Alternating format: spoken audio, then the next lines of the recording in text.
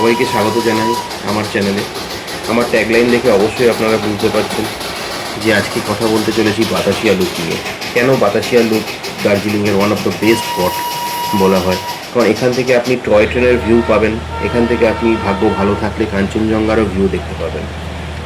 তবে অবশ্যই ওয়েদার ভালো হওয়াটা দরকার, না হলে কাঞ্চনজঙ্ঘা দেখতে পারবেন না। কারণ দার্জিলিং আপনারা সবাই জানেন মেঘ আর রোদের শহর। তো যে জয় রাইডটার কথা বলছি, এই জয় রাইডটা দার্জিলিং স্টেশন থেকে ঘুম স্টেশন পর্যন্ত আইআরসিটিসি ডাইরেক্ট নিজে পরিচালনা করে। এটা আপনারা টিকিট অন স্পট বুক করতে পারবেন না। এই টিকিটটা আপনাদের আইআরসিটিসি অ্যাপ থেকে গিয়ে বুক করতে হবে। তো এই রাইডটা মোটামুটি 2 থেকে 2.5 ঘন্টা সময় লাগে দার্জিলিং স্টেশন থেকে ট্রেনটা ঘুম স্টেশন পর্যন্ত পৌঁছাতে। তাতে বাতাসিয়া লুপে এই ট্রেনটা 10 থেকে 15 মিনিটের একটা হল্ট দেয়। তো যারা জয় রাইড নিতে পারছেন না তাদের জন্য ভালো, তারা এই টয় ট্রেনের সামনে দাঁড়িয়ে ছবি তুলতে পারবেন। ভাগ্য ভালো থাকলে আপনারা কাঞ্চনজঙ্ঘার ক্লিয়ার ভিউও দেখতে পারবেন। এই জন্য বলছি এই বাতাসিয়া লুপ দার্জিলিংয়ের one of the best spot.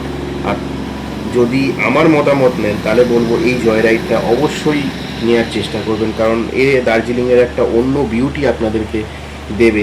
এই দার্জিলিংয়ে যে কখন মেঘ কখন এই অদ্ভুত দৃশ্যটাকে উপভোগ করতে হলে আপনাদের অবশ্যই এই জয় রাইডটা নেওয়া উচিত।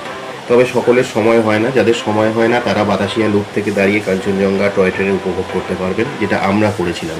এই টয় ট্রেন কাঞ্চনজঙ্ঘা দেখতে দেখতে কখন যে সময় অতিক্রম করে গেল কিছু বুঝতেই পারলাম না। সন্ধে নেমে গেল প্রায়। ভিডিওটা ভালো লাগলে আমার চ্যানেলটা সাবস্ক্রাইব আর ফলো করে যাবেন।